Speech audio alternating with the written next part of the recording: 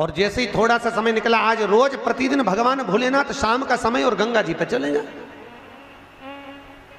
और भोलेनाथ जी गंगा जी पर जाएं, और वहां माता पार्वती को मालूम नहीं कि प्रभु आजकल हमेशा तो मेरे को साथ लेकर भ्रमण पे निकलते थे, आजकल भोलेनाथ जी जाते कहां हैं, शंकर जी जा कहां रहे हैं, पता नहीं कहां रहे। और बाबा भोलेनाथ जी का स्मरण करा। माता पार्वती ने उसी समय पर गणेश जी को भेजा, गणेश जरा मालूम करो पिताजी कहां जा रहे हैं। और पिताजी को देखकर गणेश जी आए और आकर कहा, मां पिताजी तो कुछ कन्याओं के साथ में, कुछ स्त्रियों के साथ में गंगा जी के जल में अटखेलियां कर रहे थे। इतना तो मां से कहना था। भोलेनाथ जी के शब्द सुनकर, गणेश जी के वाक्य सुनकर मां जगत जननी क्रोध में लाल हो गई। माता पार्वती क्रोध में लाल, और उसी समय पर माता पार्वती क्रोध में लाल होकर सीधे गंगा जी के तट पर पहुंच गई, सीधे गंगा जी के तट पर। और गंगा के तट पर माता पार्वती जब पहुंची और जगत जननी ने देखा 5 स्त्रियों के साथ में, 5 कन्याओं के साथ में भोलेनाथ पानी से क्रीड़ा कर रहे हैं। कभी शंकर भगवान उन पर पानी फेंके, कभी वो कन्या इन पर पानी फेंके, कभी शिव पानी फेंके। इतने में माता पार्वती क्रोध में लाल होकर बोली, भोलेनाथ। जैसे भोलेनाथ जी को आवाज दी, शंकर भगवान जल क्रीड़ा करते हुए खड़े हुए और खड़े होकर बोले, क्या बात है पार्वती, इतना क्रोध क्यों करती हो। पार्वती बोली, भोलेनाथ ये स्त्रियां कौन, ये नारियां कौन है। मैं एक पतिव्रता धर्म का पालन कर रही हूं और आप इन स्त्रियों का संग कर रहे हो। होता है कभी कभी, एक पति अपनी पत्नी को रोज धमकी देता था, तू मेरे से सही सरिया कर। भगवान कृष्ण की 16,108 रानियां थी, मैं दूसरी शादी कर लाऊंगा। बेचारी पत्नी बड़ी दुखी रहती थी। एक बार हमारे यहाँ कथा में आई कि गुरुजी मेरा पति रोज धमकी देता है, मैं क्या करूं। मैंने पूछा क्या धमकी देता, कि हमेशा बोलता है भगवान कृष्ण की 16,108 रानियां, मैं दूसरी शादी कर लाऊंगा, तू मेरे से अच्छे से रिया कर। तो मैंने कहा वो तुझे धमकी देता है तो तू भी दे दे, कि द्रौपदी के 5 थे, तू क्यों।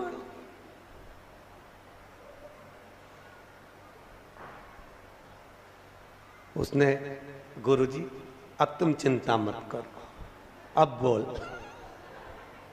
और दूसरे दिन फिर बोला, भगवान कृष्ण की 16,108 रानियां मैं दूसरी कर लाऊंगा। इतने में जूड़ा बांधती बांधती, देखना माताएं जब झगड़ने जाती है, लड़ने जाती है, जूड़ा बांधती। क्यों, क्योंकि मेरे हिसाब से ये जूड़े से एनर्जी मिलती होगी लड़ने की, पावर।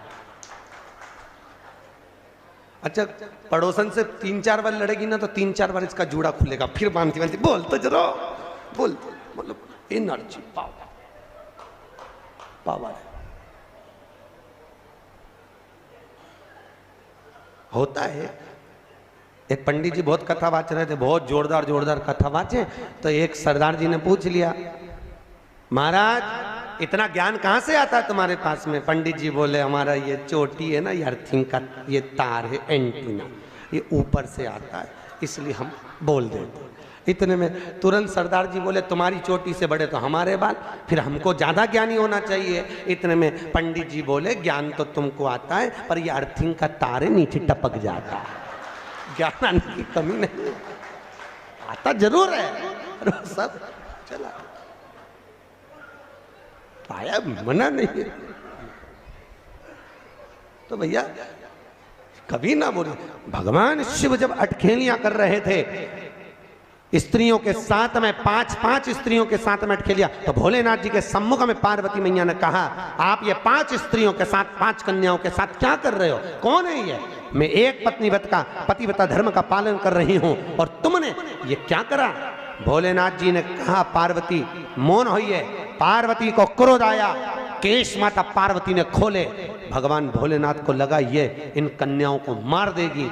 तब भगवान शिव ने कहा, पार्वती चुप हो, ये मेरी 5 बेटियां हैं, ये मेरी 5 पुत्रियां। पार्वती ने पूछा, 5 पुत्रियां कब प्रकट हो गई प्रभु। बाबा भोलेनाथ ने कहा, पार्वती जब चौसर खेलते समय तूने मेरे वस्त्र लिए मैं जल क्रीड़ा करने के लिए, जल में तप करने के लिए बैठा, तप के करने से मेरे शरीर से पसीना बह निकला, उस पसीने से 5 धाराएं प्रकट हो गईं। उस 5 धारा से गंगा जी की गोद से मेरी ये 5 बेटियां प्रकट हुई है। पहली जया, दूसरी विषहरा, तीसरी शामली बारी, चौथी देव और 5वीं दोतली। ये 5 कन्या शंकर जी की 5 बेटियां। उसी समय पर माता पार्वती ने गंगा जी के जल को हाथ में लेकर कहा, गंगा तू मेरी बहन है, मेरे गर्भ से तो संतान नहीं हुई, पर तूने मेरे बच्चों को पाला पोसा बड़ा किया, इसलिए तेरे घाट पर आने वाला व्यक्ति शंकर जी के साथ तेरा स्मरण करेगा और जो हर हर गंगे बोलेगा, गंगा उसको तेरे स्नान का पुण्य घर बैठे मिल जाएगा। हर हर गंगे बोलो जम के। केवल गंगा के साथ उसी दिन से हर हर शब्द जुड़ गया और जिंदगी हो गई आपकी बोलते बोलते। आपको अभी तक नहीं मालूम होगा कि हर हर गंगे क्यों बोलते भैया। शिव महापुराण में एक एक संवाद है। चावल क्यों लगाना चाहिए, शिव जी को कंकु क्यों नहीं लगाया जाता, शंकर को कुंकू नहीं लगता, रोली नहीं लगती, क्योंकि भगवान शंकर जब एक बार बैठे थे तो एक भगत ने शिव जी का कुंकू अभिषेक कर दिया था। कुंकू अभिषेक करा, इतने में माता जगत जननी जगदम्बा उसी समय पर आ गई। पार्वती ने शंकर जी के ऊपर से रक्त की धार जब बहते हुए नीचे आई, भोलेनाथ जी के शरीर से रक्त बहता देखकर माता पार्वती को क्रोध आ गया। पार्वती ने उसी समय पर श्राप देना चाहा। शिव जी ने कहा, पार्वती उसने कुंकू अभिषेक करा है और तू श्राप दे रही है। पार्वती ने कहा, मैं जान नहीं पाई, पर भोलेनाथ आपसे वचन देती हूं कि आज के बाद आपके शरीर पर यह रक्त ना देखूं। इसलिए आज तक शंकर जी के शिवलिंग पर कभी कंकु नहीं चढ़ाया जाता, कुंकू नहीं चढ़ता। शिव जी को चंदन चढ़ेगा, हल्दी चढ़ेगी, अष्टगंध चढ़ेगा, गुलाल चढ़ेगी, अबीर चढ़ेगा, पर कुंकू शंकर को कुंकू नहीं। जैसे अधिक मास के महीने में, अभी जो अधिक मास आ रहा है ना, आपके लिए तो लाभदायक है, समझ लो ये कथा। अधिक मास के महीने में जैसे पहले दिन का अधिक मास होता है, ऐसे 5वां दिन का जो अधिक मास होता है, पंचमी तिथि का, पंचमी तिथि का अधिक मास, शास्त्र कहता है कि जिसके घर में संपदा की कमी हो, पैसा आ ही नहीं रहा हो, सब दूर उलझ गया हो, बहुत टेंशन चल रहा हो, 3 साल में एक बार अधिक मास आता है। अधिक मास की पंचमी तिथि के दिन गन्ने का रस, गन्ने का रस जानते हो, ईख का रस, गन्ने का रस तुलसी जी के क्यारे में हाथ में लेकर 7 बार अपना नाम और गोत्र बोलकर छोड़ दो। जिंदगी में 3 साल में तो करोड़पति बनकर बैठ जाओगे, कभी लक्ष्मी की कमी नहीं आ सकती। अगला अधिक मास आएगा तो तुम तैयारी में बैठे रहोगे कि फिर पंचमी तिथि आए, फिर मैं गन्ने का रस डाल। केवल अधिक मास में होता है, अधिक मास के सिवा नहीं कर सकते, केवल अधिक मास, अधिक मास के अंतर्गत करें। और आपको तो मौका मिल रहा है ज्येष्ठ का अधिक मास है इस साल, बड़े प्रेम से आनंद लें। अधिक मास का महीना भगवान शिव के स्मरण का माह, ठाकुर जी के भजन का महीना, भगवान नारायण के लाड़ लड़ाने का महीना। खूब प्रेम से भजन करो, जितना भजन कर सकते हो उतना। श्री शिवाय नमस्तुभ्यम। दर्शकों, विमला दुबे भक्ति चैनल में आपका बहुत बहुत स्वागत है, अभिनंदन है। 18 जून मंगलवार का विशेष उपाय आप लोग इस वीडियो में सुने होंगे और माता पार्वती जी और भोलेनाथ का बहुत ही सुंदर जो जड़ कीड़ा का, जो आपको नहीं पता होगा, जो कि माता पार्वती की 5 पुत्रियां हैं, कैसे उत्पन्न हुई। तो गुरु भगवान ने इसका व्याख्या किया है कि गुरु भगवान ने बताया है कि वो भोलेनाथ जल क्रीड़ा कर रहे थे, उस वक्त गणेश जी को उन्होंने भेजा और बोला कि देखो जा कर के पिताजी कहाँ गए। हर जगह तो पिताजी हमें साथ लेकर के जाते थे, पर आज पिताजी नहीं दिखाई दे रहे हैं।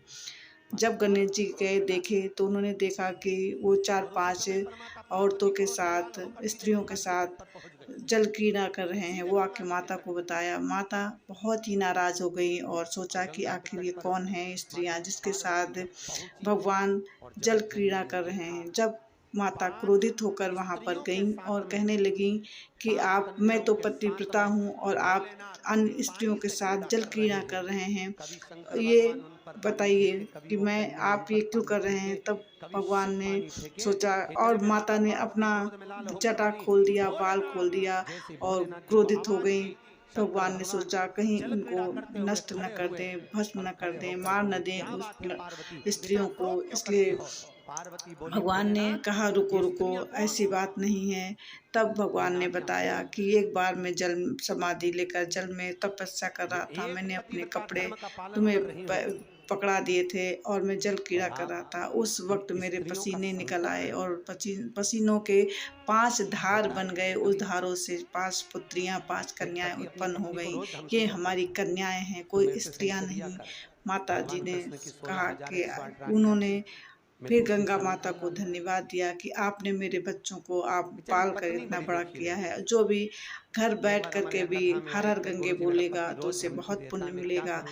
जभी से हर हर गंगा बोलने का शुरू हुआ है, हम सभी लोग हर हर गंगे इसलिए बोलते हैं कि माता पार्वती के यानी भगवान शंकर के पुत्रियों को पाल पोस कर बड़ा किया था माता गंगा ने, इसीलिए हम लोग हर हर गंगा बोलते हैं। तो दर्शकों, आप सभी को ये वीडियो अच्छी लगी होगी तो आप लोग ज़्यादा से ज़्यादा शेयर करें, लाइक कमेंट ज़रूर करें, बेल आइकन दबाना दर्शकों बिल्कुल भी ना भूलें।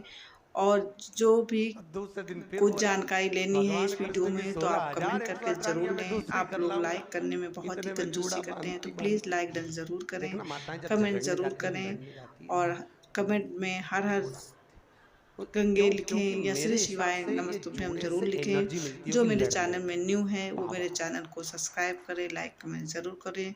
दर्शकों, आप लोग इसी तरह सपोर्ट देते रहें, आप लोग का सपोर्ट ही हमें आगे ले जाएगा और आप लोग सपोर्ट कर भी रहे हैं, मैं ये नहीं कहती। तो इसी तरह मैं नेक्स्ट वीडियो में फिर आपसे मिलूंगी और नए किसी नए जानकारी के साथ, किसी नए उपाय के साथ, किसी नए आपके फायदे के कोई अच्छी सी वीडियो के साथ जरूर आऊंगी। इतना ज्ञान कहाँ से आता दर्शकों, तुम्हारे पास में? पंडित जी बोले हमारा ये चोटी है ना, ये अर्थिंग का श्री शिवाय नमस्तुभ्यम। नेक्स्ट वीडियो में फिर से मिलती हूँ। नमस्कार। इसलिए हम